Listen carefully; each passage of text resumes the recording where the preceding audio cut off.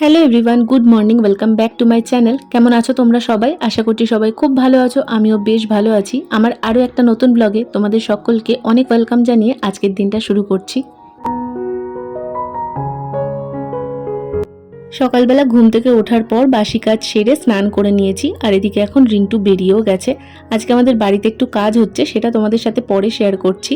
আর আজকে মার স্কুল ছুটি ছিল, তাই জন্য মা ওদিকটা কাজের দিক সামলাচ্ছে, আর আমি এতক্ষণে সময় পেয়েছি বিছানা গোছানোর। আসলে কি হয় বলো তো, আমি আগে উঠে পড়ি, আর উঠে পড়ার পর আমার প্রত্যেকটা কাজ মাথায় একটা সেট আপ করে নিই যে এটার পর ওটা করব। তো সেই অনুযায়ী কাজ করতে করতে বিছানাটা গোছাতে হয়ে যায় দেরি। এই যেমন ধরো, প্রথমেই আমি সকালবেলা ঘরটা ঝাঁট দিয়ে নিই, তারপর ঘরটা মুছে বাইরে বেরোই, আর তারপরে জলটা তুলে নিই। জল তুলে স্নানটা সেরে নিয়ে ঢুকে পড়ি রান্নাঘরে, কাটাকাটি করে নিই। তার আগে আমার রুমে বসেই আমি কাটাকাটি করি বেশিরভাগ টাইম। আর তারপর রান্নার কাজ করতে করতে ওই টাইমটা রিন্টু ওঠে, তো সেই জন্য আমার এই বিছানাটা লাস্টেই গোছাতে হয়। ও ওঠে প্রায় 9:30 নাগাদ, আর একটু লেট করে যেহেতু ওঠে, ওর বেরোনোর সময় আরও বেশি তাড়াহুড়ো থাকে। যদিও ওর টিফিন প্যাক করা, ব্যাগ গোছানো, এগুলো কোনোটাই আমাকে করতে হয় না। বিয়ের পর থেকে এগুলো আমি একদিনও করিনি। আর মা স্কুলে বেরায় প্রায় 10টা 15-20 নাগাদ, তবে যাওয়ার আগে ওকে খাইয়ে দিয়ে তারপর মা স্কুল বেরিয়ে যায়। আর তারপরে শুধুমাত্র ওর ওই টুকটাক কয়েকটা জিনিস, যেমন মোবাইল, ঘড়ি, ওয়ালেট, এগুলো হাতের কাছে এগিয়ে দেওয়া, এই হলো আমার কাজ। ওর দিকটা আমাকে সত্যি কথা বলতে দেখতেই হয় না, কারণ মা ওই দায়িত্বটা একাই সামলায়। আর এদিকে আমি এখন করছিলাম চা। আমার চা খাওয়ার অতটা অভ্যেস নেই সকালবেলায়, তবে আজকে যখন করছিলাম তখন একসঙ্গে তিনজনারই করে নিয়েছি। আর আজকে যেহেতু বাড়িতে কাজ হচ্ছে, ওই জন্য ও একটু সকাল করেই ব্রেকফাস্টের লুচি এনে দিয়েছে। আসলে যিনি কাজ করছেন তাকেও তো কিছু ব্রেকফাস্টে দিতে হবে, তো একবারে লুচি নিয়ে আসা হয়েছে, সেটাই জলখাবারে সবারই খাওয়া হয়ে যাবে। চাটা করার পর আমি এখন চলে এসেছি এই ঘরটাতে। একটু কাজ দেখতেই এসেছিলাম, তবে দেখলাম কাপড়টা একদম ছড়িয়ে গোটা খাট জুড়ে পড়ে আছে, সেই জন্য ওটা ভাঁজ করে দিলাম। আর আমার পেছন দিকে দেখো মা বসে আছে, আর এদিকে ও স্নানে যাবে। তো তারপরে এসে আমি এখন চাটা ছেঁকে নিচ্ছি।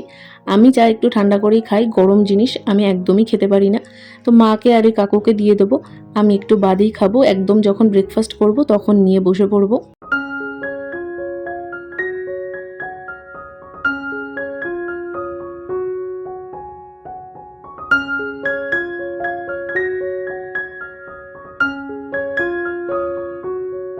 আমার চায়ের মধ্যে আমি একটুখানি লেবু চিপে দিয়ে নিলাম। আমার লেবু চা খেতে বেশ ভালো লাগে। আসলে চায়ে তো আমি চিনি খাই না, ওই জন্য এরকম কিছু দিলে ফ্লেভারটা বেশ অন্যরকম লাগে, তো সেটা খেতে খুব ভালো লাগে। আর ওদিকে মাকে জিজ্ঞেস করলাম এখন ব্রেকফাস্ট করবে কি না, তো ওরা কেউই এখন ব্রেকফাস্ট করবে না। আর এদিকে রিন্টুর তো খাওয়া হয়ে গেছে, তাই জন্য ও আর পুরি খাবে না। আমি একটা প্লেটে নিয়ে নিলাম, আমার প্রচণ্ড খিদে পেয়ে গেছে, তা আমি এখন খেয়ে নেব। আর আমি যখন এখানে বের করছিলাম পুরিগুলো, রিন্টু আমাকে ওই সাইড থেকে বলছিল যে 3টে প্যাকেটে আলাদা করে তরকারি আছে। আসলে নাহলে তরকারি না কম দিয়ে দেয়, তো অসুবিধা নেই, একটা প্যাকেট আমি বের করে নিয়ে নিলাম। আসলে এরকমভাবে আনলে না সত্যিই সুবিধা হয়। আর আমারটা ঢেলে নিয়ে 1 কাপ চা নিয়ে এখন আমি বসে পড়বো। আমার এরকম লুচি পরোটা খেতে ভীষণ ভালো লাগে। আমার রুটিটা একদম ভালো লাগে না, লুচি পরোটাটাই ভালো লাগে আমার বেশি খেতে। তোমাদের কোনটা ভালো লাগে আমাকে অবশ্যই জানিও। তবে ডালপুরি, কচুরি আর নানপুরির মধ্যে আমার নানপুরিটাই ফেভারিট, কারণ ওটার মধ্যে না একটা ডিমের স্মেল আসে, তো আমার বেশ ভালো লাগে ওটার টেস্টটা। আর এখানে না তরকারিটা বেশ ভালোই দিয়েছিল, মানে কোয়ান্টিটি অনুযায়ী, আর টেস্টেও বেশ ভালো ছিল। আগে একদিন কি রিন্টু ছুটির দিন, সেদিন আমার ব্লগ করা হয়নি, সেদিনকে রিন্টু এখান থেকে নিয়ে এসেছিল। তো সেদিন খাওয়ার পর আমাদের দুজনারই বেশ ভালো লেগেছিল, তাই জন্য আজকেও আবার ওখান থেকে নিয়ে এসেছে। তো এখন দেখো আমি প্লেট সাজিয়ে নিয়ে বসে পড়েছি। আর ওদিকে দেখো ঘড়িতে দেখতে পাচ্ছ হয়তো 10:30টার একটু বেশিই বেজে গেছে। আর আমার আজকে সত্যি প্রচণ্ড খিদে পেয়ে গেছে। আমি জানি না কেন এক একদিন আমার খিদেই পায় না, আবার এক একদিন এত পরিমাণে খিদে পেয়ে যায় যে আমি খিদে আর সহ্য করতে পারি না। তবে আজকে খাওয়ার পর বেশ কয়েকটা টুকটাক কাজ করব ভেবেছি। নিজের আলমারিটাকে একটু গোছাতে হবে, সোয়েটারের জায়গাটা এখনও অবধি গোছানো হয়নি। আগের দিন তো আমি তোমাদের বলছিলাম হয়তো, তো সোয়েটারের জায়গাটা ভেবেছি গোছাবো, যেহেতু রান্না হয়ে গেছে। সারাদিন আজকে সেভাবে কোনোই কাজ নেই, সেই জন্য আলমারিটাকে গোছানো কমপ্লিট করব ভেবেছি। তবে এদিকে রিন্টু বেরিয়ে গেছে, আর গোটা ঘর ধুলো ধুলো হয়ে রয়েছে, সেই জন্য আসলে বাড়ির সামনে আরও বেশি কাজ হচ্ছে বলে ওগুলো উড়েও আরও ঘরে আসছে। তো ওটাকেই আমি আগে ভাবলাম ঝাঁট দিয়ে নিই, তারপরেই আলমারিটা গোছাতে যাব। তবে যা ভাবা হয় সেটা কখনোই হয় না। টেবিলের তলাটা আমি ভেবেছিলাম সামনে দিয়ে একটুখানি ঝাড় দিয়ে নেব, তবে ভেতরটায় তাকিয়ে দেখলাম দুটো টুল আছে আর তার পাশে একটা সিলিন্ডার রাখা, আর টুলের ওপর মার জুতোর একটা বাক্স, সেগুলোতে সব ধুলো পড়ে মানে বড় বড় একদম ঝুল জমে গেছে। তো দেখো আমি বার করছি, দেখলেই বুঝতে পারবে এগুলো কোন জন্মে পরিষ্কার করা হয়েছিল আমি জানি না। তো ভাবলাম এগুলোকেই আগে আজকে পরিষ্কার করে নিই, আলমারিটা নয় সন্ধ্যেবেলার দিকে গোছাবো। তো যেমন ভাবা তেমন কাজ, বসে পড়েছি এগুলো পরিষ্কার করতে। প্রথমে টুলগুলোকে বের করে নিয়েছি, দিয়ে ভেতরটা ভালোভাবে ঝাঁট দিয়ে নিলাম। আসলে ভেতরে না বড় বড় ওই সরু সরু লম্বা ঠ্যাঙালা মাকড়সা ছিল। আগে আমি মাকড়সায় ভীষণ ভয় পেতাম, এখন মাকড়সা আরশোলা এই দুটোর ভয়ই গেছে। তবে টিকটিকির ভয়টা আমি এখনও কাটিয়ে উঠতে পারিনি, ওটা দেখলে আমি এমন চিৎকার করতে থাকি বাড়ির লোক অতিষ্ঠ হয়ে যায়। প্রথমে আমি ভেবেছিলাম ঝাঁটা দিয়ে ঝাড়লেই হয়তো ভালোভাবে চলে যাবে, কিন্তু তারপর দেখলাম যে ধুলোগুলো লেগে আছে ওগুলো কোনোভাবে ওঠানো পসিবল হচ্ছে না। ওই জন্য একটা শুকনো কাপড় নিলাম আর তারপর সেটাকে ভিজিয়ে এখন ভালোভাবে মুছে নিচ্ছি। তাতে করে দেখলাম হ্যাঁ নোংরাটা ভালোই উঠে যাচ্ছে। আর এই জুতোটা একবার আমরা কল্যাণী ঘুরতে গেছিলাম, তখন মাও গেছিলো আমাদের সাথে, তো তখন মাকে কিনে দেওয়া হয়েছিল। তো জুতোটার ওপরের যে বক্সটা প্রচণ্ড বাজেভাবে ধুলো পড়ে গেছে, মা এই জুতোটা খুব একটা পরে না, তো সেই জন্য এটা ভালোভাবে পরিষ্কার করে আবার যেখানে ছিল সেখানে রেখে দিলাম। আর দাঁড়াও তোমাদের আগে একটু বাইরের কাজটা দেখাই। বাইরে এখানটা করে ইট দিয়ে পুরো ওপরটায় সিমেন্ট করে দেওয়া হচ্ছে। আসলে যখন বৃষ্টি হয় তখন এই সামনেটা প্রচণ্ড কাদা হয়ে যায়, আর আমি তো 2-3 বার এখানটা করে পড়েও যাচ্ছিলাম। তো সেই জন্য আস্তে আস্তে একটু একটু করে এই উঠোনটাকে ইচ্ছা আছে যে পুরোটাই করে দেওয়া হবে, তবে এই মুহূর্তে তো পুরোটা পসিবল না, যতটা সম্ভব ততটাই করা হচ্ছে। আর এদিকে গেটের সামনেটাও এরকমভাবে বাঁধিয়ে দেওয়া হবে। তবে যাক, আবার আমি বসে পড়েছি আমার কাজে। একটা টুল পরিষ্কার করে ভেতরে ঢুকিয়ে দিয়েছি, এই টুলটাই বাদছিল, এটাও পরিষ্কার করে নিলাম। বেশ ভালো কিন্তু পরিষ্কার হয়েছে বলো। আমি নর্মাল জল দিয়ে কিন্তু পরিষ্কার করেছি, কোনো সার্ফ বা কোনো কিছু দিয়ে পরিষ্কার করিনি। আচ্ছা, এই প্রসঙ্গে তোমাদের একটা কথা না বললেই নয়, তোমাদের কাছ থেকে আমি বলি না অনেক কিছু শিখি। একদিন আমি ব্লগে তোমাদের বলেছিলাম যে মাছটা ফ্রিজে ছিল বলে প্রচণ্ড তেল ছিটছিল।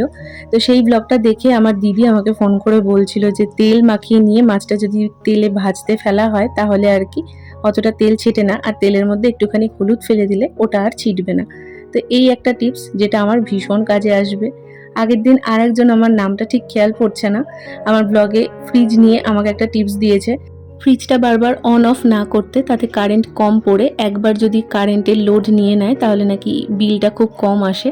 তো আমরা সত্যি কথা বলতে বারবার ফ্রিজ অফ অন করিও না, আনার পর থেকে সেভাবে অফ অন করা হয়নি। তবুও এটা কিন্তু বেশ একটা উপকারী টিপস। ওই দিভাইটাই আর একটা টিপসও আমাকে দিয়েছে। আমি সেই রান্নাঘরের কৌটোগুলো যখন পরিষ্কার করছিলাম আমি বলেছিলাম যে আমি নর্মালি ভালোভাবে জল দিয়েই পরিষ্কার করেছি। প্রথমে সার্ফ জল দিয়ে পরিষ্কার করার পর তারপরে আমি এমনি জল দিয়ে ভালো করে মুছে নিয়েছি। সেই ভিডিওটা দেখে আমাকে কমেন্টে বলেছে যে যদি ওটা আমি সার্ফ জল দিয়ে না পরিষ্কার করে গরম জল দিয়ে পরিষ্কার করতাম তাহলে নাকি তেলটা আরও ভালোভাবে কেটে যেত।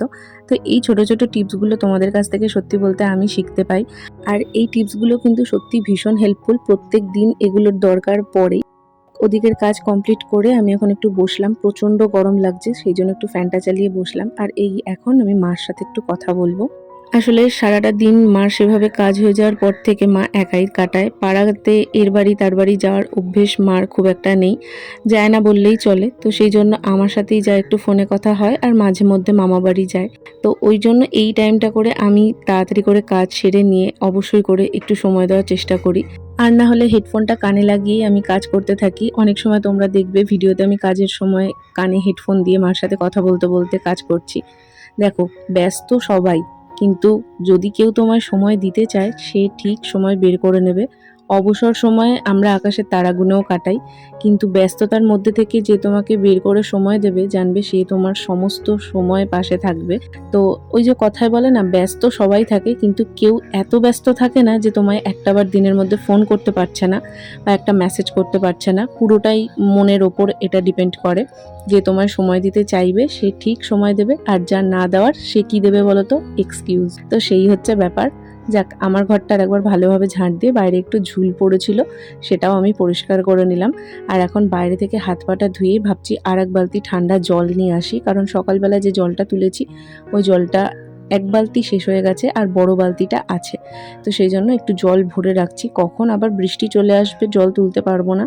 আর এই দুটো বালতিতে এক মগ জল কমে গেলেও আমার মনে হয় ওই এক মগ জলটা ভরে এনে রাখি, কারণ বাইরে থেকে টেনে এনে আর রাখতে হয়, তো তাই সবসময় ইচ্ছা করলেই নিয়ে আসাটা পসিবল হয় না। রোদ থাকে, আবার হয়তো বৃষ্টি পড়ছে। এদিকটা যেহেতু আলো নেই, সন্ধেবেলা আমাকে মায়ের ঘর দিয়ে ঘুরে জল ভরতে হয়, তো ওই জন্য আমি জলটা একটু ভরে রাখারই চেষ্টা করি। আর আমার ব্লগ যারা রোজ দেখো তারা আশা করি নোটিস করবে, আমি কিন্তু আমার কাজগুলো সব টাইম টু টাইম করে নেওয়ারই চেষ্টা করি। কাজ ফেলে রেখে বসে সময় কাটাবো, তারপর কাজ নিয়ে হুটোপাটা লাগবে, এই জিনিসটা আমার মোটেই পছন্দ না। আগে করতাম জানো তো, বিয়ের পর প্রথম প্রথম মনে হতো আবার এই কাজটা করতে হবে, একটা কাজ তো করলাম, এবার একটু 10টা মিনিট বসে নিই, তারপর আর একটা কাজ করব। তবে এখন মনে হয় কাজগুলো পর পর করে নিই, তারপর পুরো দিন বসে নিজের মতন করে নিজেকে সময় দেব। কিন্তু ওই কাজ ফেলে রেখে আর বসতে ভালো লাগে না। আর এদিকে জলের বোতলগুলোও খালি হয়ে গেছিলো, তো ওগুলোতেও একটু ঠান্ডা জল ভরে নিয়ে আসলাম। আমার চোখে কেন শুধু ধুলো আটকায় আমি জানি না, এই জায়গাটা করে এখন জলের বোতলটা রাখতে গিয়ে দেখছি ধুলো পড়েছে। তবে তার আগে মা বাইরে ডাকছিল, প্রচণ্ড নাকি মেঘ করেছে, তো সেটাই দেখতে আসলাম।